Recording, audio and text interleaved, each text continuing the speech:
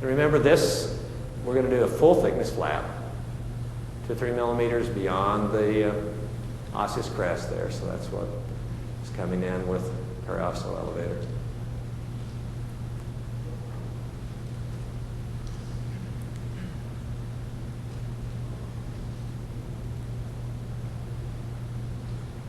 Now we have our full thickness flap. Then I'm going to come in and create a partial thickness dissection. Now we run a microscope simply to get the video. You don't need a microscope. I don't use a microscope for anything. I use surgical loupes for everything. But we were there. You know, I don't want you to leave thinking you need a microscope to do this. You don't. It makes it harder to do it, in fact.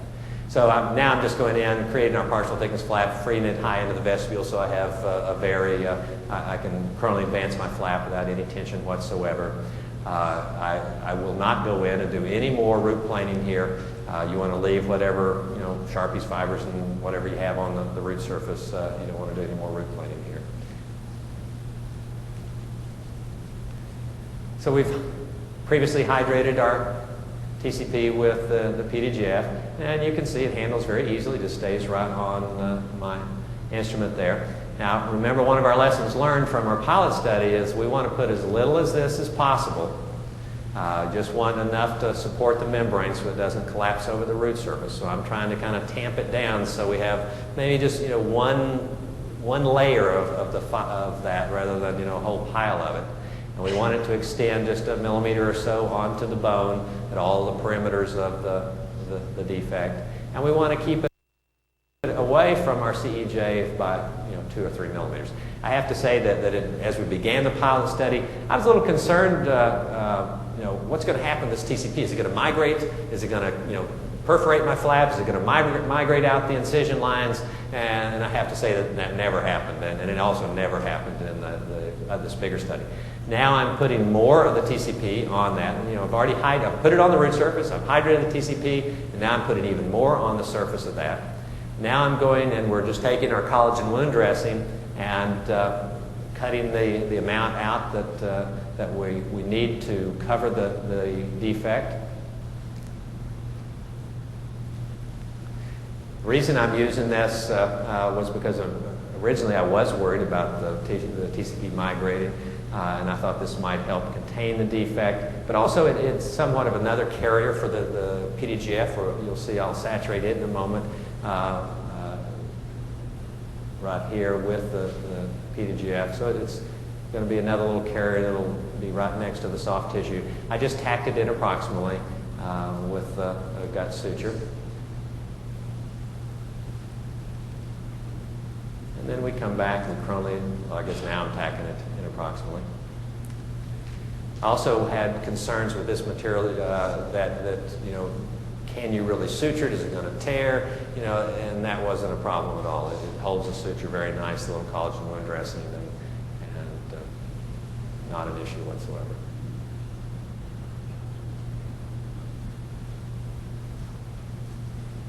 But in, you know, intrabony defects, if I don't need a membrane, we're not using a membrane. And placing a little more now that I have the membrane sutured down, a little more PDGF. Now we'll coronally advance our flap. Like any of these, whether you're using connective tissue or using anything, you want a flap that doesn't have any tension on it, that's going to almost lay there without sutures. You know, when you're elevating the lip here to take photographs, you're putting lots of tension on it, but you want a tension-free flap that's just going to set there. And we're just going to suture it in approximately, and I'll put a couple sutures to close the vertical defects here. Not the defects, the vertical incisions.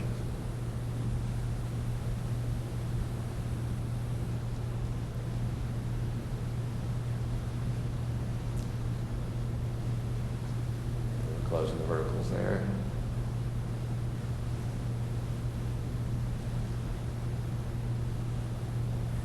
And just trimming it a little bit since we've coronally advanced that wider piece of tissue. Just making it fit into the interproximal.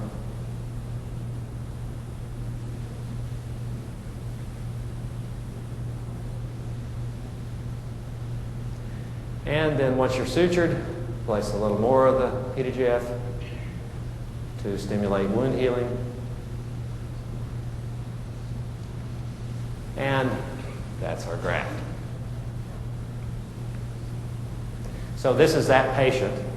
And here we have at 6 months, 100% root coverage. And if we compare that to the opposite side, this is the PDGF side, this is the connective tissue side.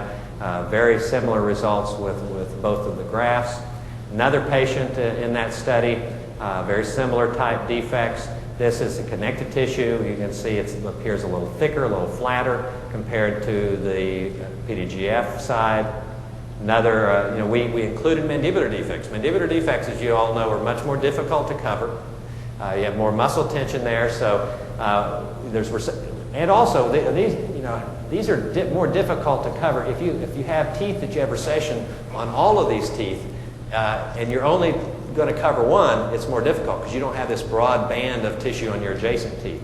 So what I'm saying is both of these are very challenging here. Here we're going to cover this particular first bicuspid, so you can see how it looks like at 6 months, and this is with the PDGF. This is our control on the first bicuspid here, and this is the connective tissue. Again, both very nice, similar results. Another patient here is the PDGF side. This is the connective tissue side. This has a more natural look than what the connective tissue side provides. Another patient, PDGF on this side, connective tissue on that side.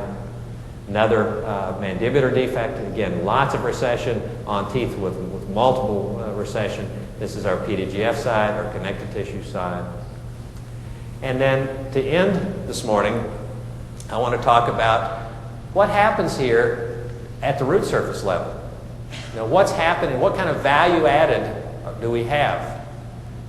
And so as part of this study, we were able to recruit 2 patients that needed bicuspid extraction for orthodontics.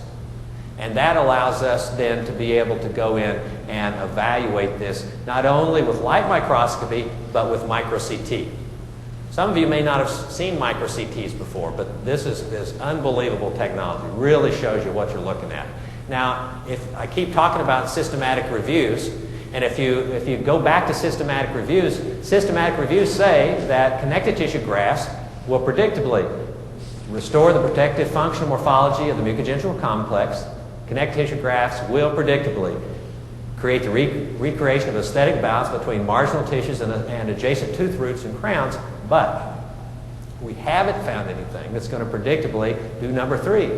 Excuse me, regeneration of the lost attachment apparatus, including formation of new cementum with inserting connective tissue fibers and supporting alveolar bone.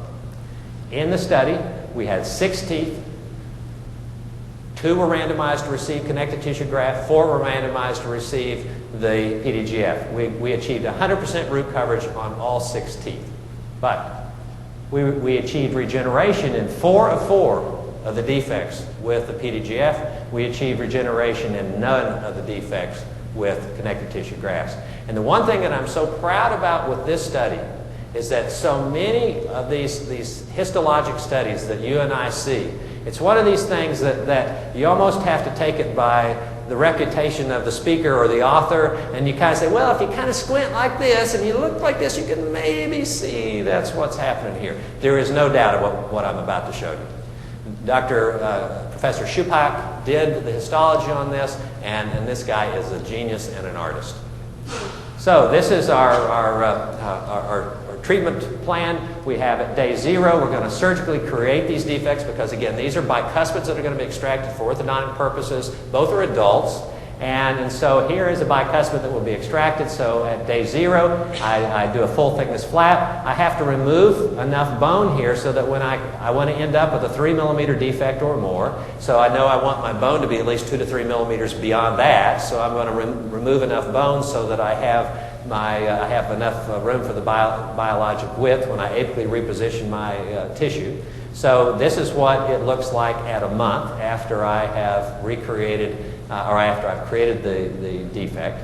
Now we left them though for 2 months just exposed, so they became chronic, so that we have all the normal stuff that goes on in the mouth, the root surfaces are becoming chronic and exposed to the oral environment.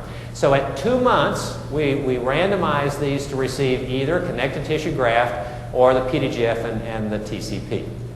So we went in at 2 months.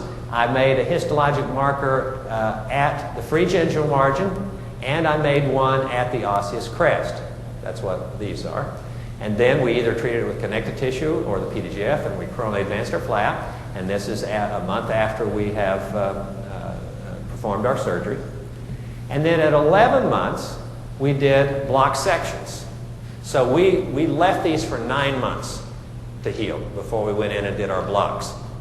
And when we did our blocks, we grafted that with metallized freeze-dried bone and PDGF. And then the patients, go into orthodontic therapy.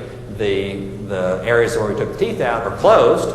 So it's a nice model that's ethical and passes all of our IRB requirements. And these patients then were able to receive orthodontics that they wouldn't have been able to afford otherwise. So it's a nice model to be able to look at what's going on in these root surfaces.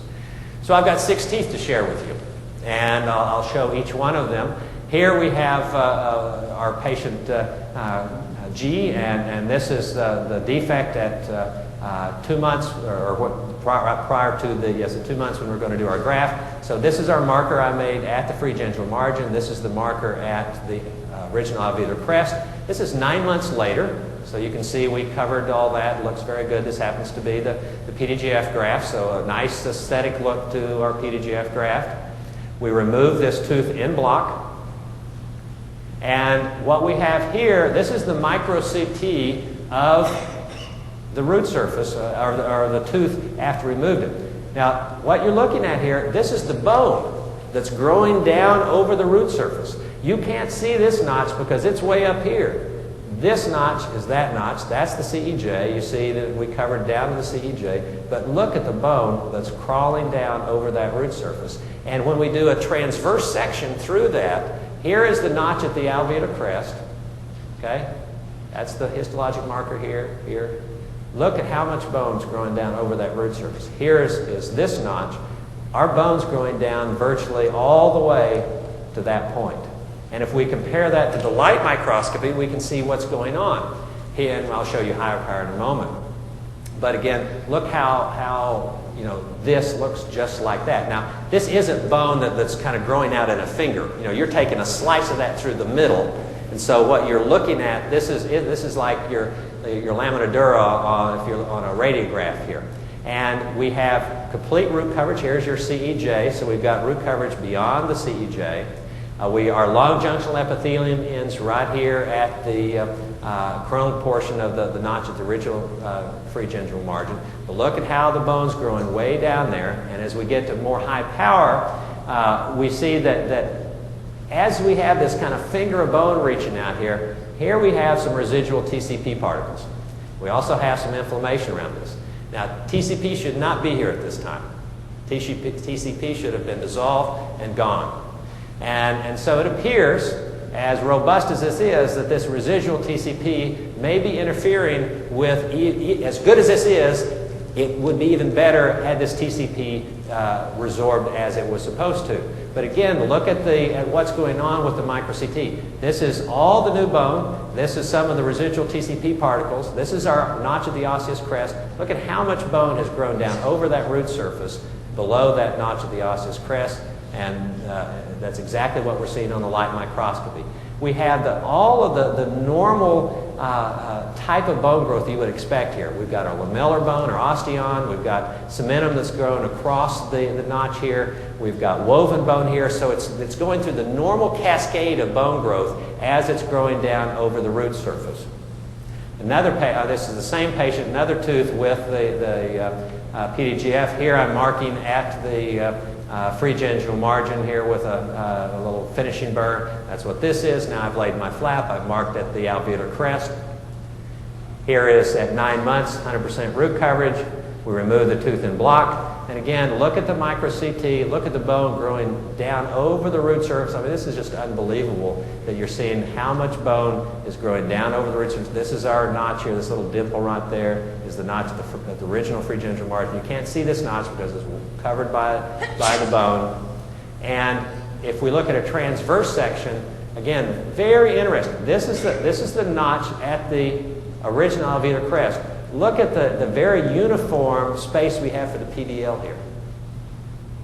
Everybody understand what we should be seeing? The bone should end here. That's where it was. But what you're looking at here is the bone extending 2-3 millimeters beyond that with a nice normal dimension for your PDL as we cut transversely through that.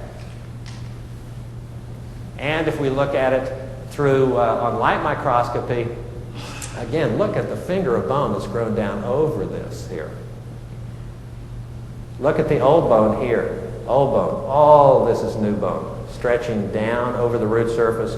But also, as I looked at that, I said, that looks just like that last one here. Looks like this wave kind of cresting over, and you have this lump of TCP here. That what if I didn't have that? Would we continue to see this bone as wonderful as this is? How much better would it be had that TCP resorbed? And if we look at this in more high power, again, this is the part of the histology I'm saying, there's no doubt here about what's going on. I mean, look at the old bone. Look at the demarcation of the new bone here. All of this is new bone. We have, this is your dentin. This is all new cellular cementum. Here's your old cementum. This is new cellular cementum. All new woven bone. This isn't an island of new bone. This is new bone. Again, you're looking at this has been cut through, so this is part of it. But this is all new bone here. And if we look at this area even more blown up, here are our osteocytes here, woven bone. We've got our Sharpie's fibers coming in here, and I'll show you some even more high power to that a moment ago. All of this is new cellular cementum, Sharpie's fibers, old cementum, dentin. Look at this polarized microscopy here. Here's your dentin, your old cementum, new cellular cementum laying on your old cementum, you're inserting collagen fibers, your Sharpie's fibers, functionally oriented PDL, this is all new bone. Look at the Sharpie's fibers coming into here. Amazing. Another patient that has a PDGF, again, our two markers, 9 months, 100% root coverage, tooth taken out in block, micro CT. Here is our notch at the original gingival margin. You can't see this notch because, again, the bone's growing up over the root surface. You're seeing with the micro CT there, our CEJs. Here we have our notch at the original gingival margin. Our long junctional epithelium ends here. But I wanted you to look at the regenerated osseous crest. It's almost to the original gingival margin. An amazing amount of bone growth growing up over that root surface here. And again, you don't have to squint. I mean, there's no doubt what we've got going on here. Here's our dentin, here's our old cementum, new cellular cementum laying over the old cementum, functionally oriented PDL, new bone, Sharpie's fibers inserting into both, almost all the way to the original gingival notch. Different patient with the PDGF, two different histologic markers, tooth removed in block. Didn't get quite as much bone growth here, but we still got bone growth beyond the notch of the original osseous crest. You see it extending down here. But again, look at the polarized microscopy. Here we've got new bone. Look at that functionally oriented PDL. Our new cementum. Look at the Sharpie's fibers coming into here. I mean, you're not going to probe into that case. That's unbelievable, Sharpie's fibers here. New cementum. PDL, new bone. Look at the Sharpie's fibers coming into here. Cementoblast, cementoid, new cementum. And I'll show you two controls so you can compare now. Here is connective tissue graft on the first patient with our histologic markers here, tooth removed in block, and the micro CT. For the first time, you're seeing the notch now at the original alveolar crest here. You didn't see that in any of the others because the bone grew up over it. And we see that we've got our long junctional epithelium that's running all the way down here to the original osseous crest. We have parallel connective tissue fibers. And look what happens if we look at the micro CT, we turn it around. The root surface is just completely denuded. It looks exactly like it looked the day we did it. Kind of makes, when I first saw this, it made me rethink. Remember the old studies in osseous surgery, you're supposed to lose bone when you flap it? Well, if we lost it, it remodeled because it looks exactly like it looked when we went in there that day. And we can see again in more high power the long junctional epithelium extending to the osseous crest, and no new cementum, no regeneration whatsoever. And the final control on the control of the other patient, the last one, and again this is the notch at the alveolar crest, the notch at the original free gingival margin. Absolutely no regeneration, no bone whatsoever. We see, in this case, we actually get some root resorption. And you know, there are a few reports in the literature about root resorption after connective tissue grafts. This was asymptomatic. I wouldn't have known about it had we not had the histology. But you see you have parallel connective tissue fibers running along the root surface, long junctional epithelium. You have some reparative cementum here. So although connective tissue graft is the most predictable technique for root coverage, there's still a number of limitations. We've got a remote harvest site, a limited amount of donor tissue, we have increased morbidity, and a questionable potential for regeneration. And this study then is indicating that with the PDGF and the coronally advanced flap, it offers an effective treatment of gingival recession defects, including the regeneration of the three tissues that we need for the attachment apparatus. You know, again, you can draw these illustrations all day long, but it's this type of demonstration that shows really what's going on here. Do you really get new cementum, new bone, new functionally oriented fibers? Look at it. All bone. Look at this new bone running up the root surface. Look at the new cementum on the root surface. Look at the functionally oriented PDL. Sharpie's fibers. No doubt about what we're getting here. And I think it speaks so much to what's going on. If you just look at the micro CTs, look at all the activity on the root surface on our teeth that have the PDGF. All the bone growing up over the root surfaces. Look at the root surfaces on the teeth that we did our connective tissue grafts. They look dead. It's just sitting there just like we left it. So clearly something going on here as far as regeneration. And I'll leave you with just an interesting little case. Remember this one that I showed you in our pilot study? This particular tooth? This guy came into my office 3 years later, and he had a periodontal abscess on a molar in this same quadrant. This is that tooth 3 years later. And you can see 3 years later, we still have nice root coverage. Might have a little recession there, but it looks still real good. Well, I got permission. Well, can I take a peek there? You know, since I'm going to be, you'll be numb, and can I just kind of open the tissue and see what we've got? And here at 3 years later, you see we have 3 millimeters of bone growth over that root surface compared to what we had when we went in initially, which was very much what we're seeing in our micro CT analysis on our study. So we, through our soft tissue engineering, are being able to demonstrate using live cell technology, increased keratinized tissue. We've been at least proof of principle of augmenting papilla, improving our abilities to cover denuded root surfaces, lots of ways to stimulate wound healing.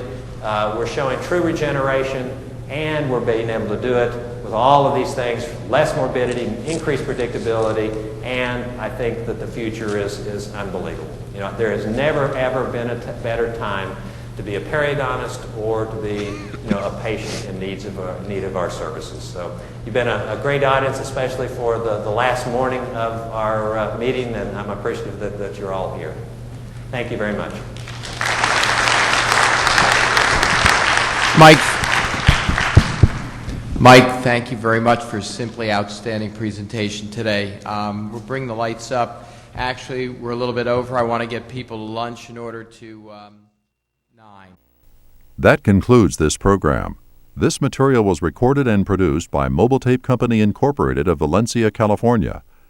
More information about other available media may be obtained by calling 1-800-369-5718 or on our website, mobiletape.com.